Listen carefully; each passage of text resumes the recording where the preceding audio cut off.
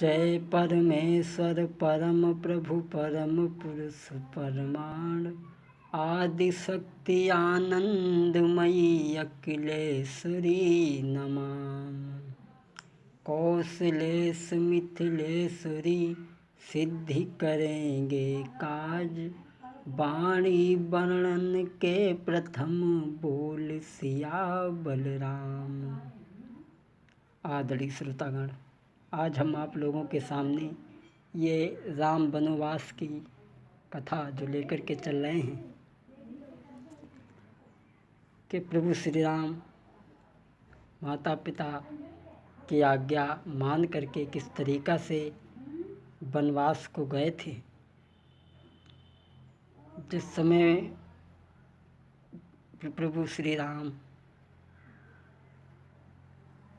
जनकपुर से सीता के साथ में विवाह करके लाए हैं अयोध्या में, तो बाबा जी ने लिखा है कि जब से ब्याही राम घर आए, नित नव मंगल मोदु बधाए।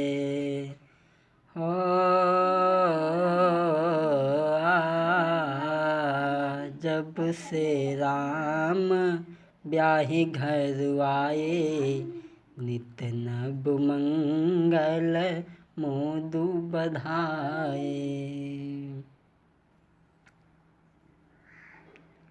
अयोध्या में जब से भगवान विवाह करके आए हैं, सभी नगर के लोग खुशी हैं और बड़े ही चारों तरफ खुशहाली है। घर के लोग बड़े बहुत प्रसन्न हैं। घर के ही नहीं बल्कि सारे राज्य में खुशियाँ छाई हुई हैं। दशरथ ने कौशल्या को बुलाया पास में और ये कहा कि देखो, अब तुम्हारे ऊपर जिम्मेवारी आ चुकी है। जब पराई लड़किनी बहू बन कर के आती है तो बहू के प्रति सास का क्या धर्म है, वो महाराज दशरथ कौशल्या को समझाते हुए बोले। पर लड़किनी बधू घर आवे, राखहि नयन पलक के नाही। पर लड़किनी बधू घर आवे, राखहि नयन पलक के नाही। दशरथ समझा रहे हैं कि पराई लड़की जब बहू बन के आए तो सास का कर्तव्य है कि जैसे आँखों की दीदों की रक्षा करने के लिए पलक तत्पर हमेशा रहते हैं, इसी तरीक़ा से सास को बहू की रक्षा करनी चाहिए। और बहू का भी ये धर्म है, बहू का भी यही धर्म है कि सादर सास ससुर पति पूजा, सादर सास ससुर पति पूजा, यही ते बड़े कर धर्म न दूजा। सादर सास ससुर पति पूजा, सादर सास ससुर पति पूजा, ताते बढ़े कर धर्म न दूजा। बहू का भी यही धर्म है कि अपने माता पिता से बढ़कर के अपने सास ससुर को समझे। लेकिन आज वो बात नहीं है। अगर यही बात घर घर में फैल जाए तो सास और बहुओं का झगड़ा ही ख़त्म हो जाए। लेकिन आज कुछ और है, आज की दशाई कुछ और है। आज क्या है, सासों से नित उठ कर बहुएं, नित उठ के राज मचाती हैं। घर को सारो काम काज सब बुढ़ियन पे करवाती हैं।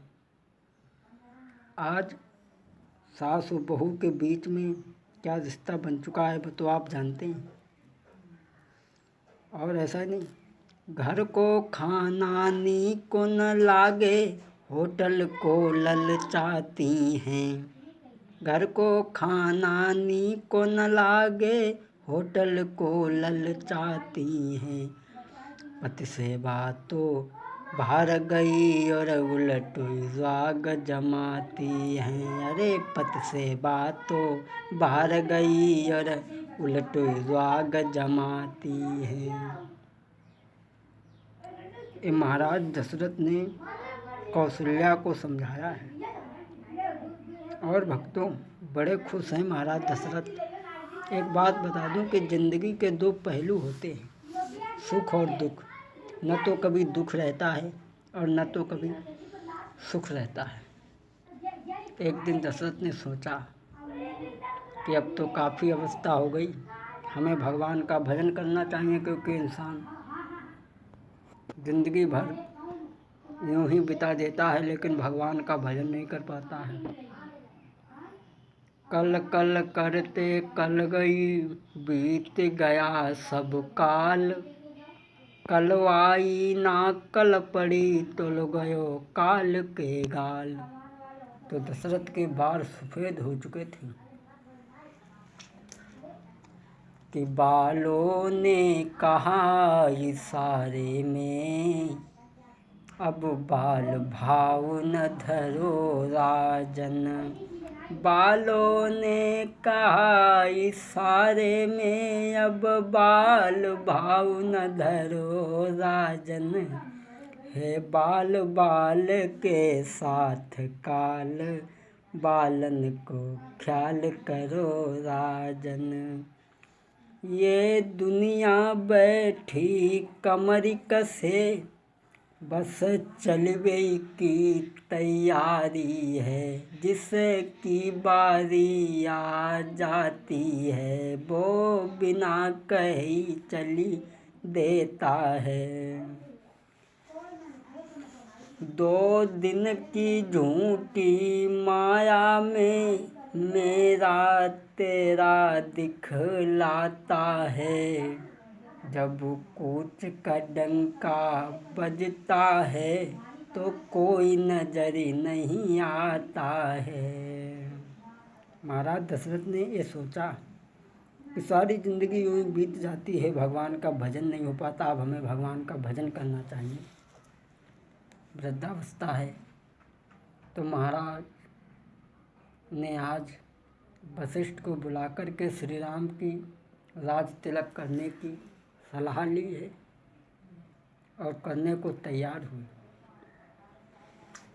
तो भक्तों, अयोध्या इस तरीक़ा से सजाई गई नवेली दुल्हन की तरह।